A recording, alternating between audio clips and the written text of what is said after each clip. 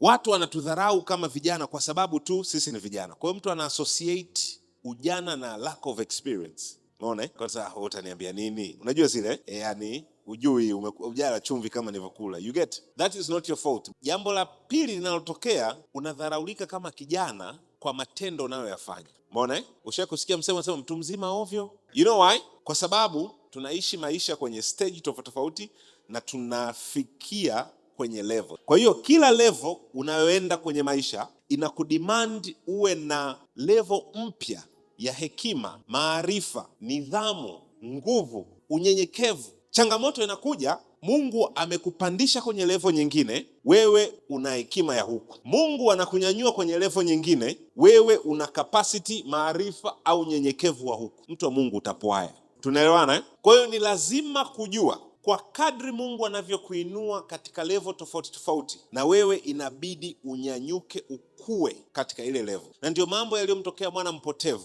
Bwana Yesu asifiwe. Alipewa more than what he could handle. Kilichotokea ni kwamba akatapanya mali. Kwa nini? Kwa sababu alipewa vitu vya level ya juu wakati yeye level yake ilikuwa ya chini. Kwa hiyo mtu yoyote asiudharau ujana wako, ila uwe kielelezo.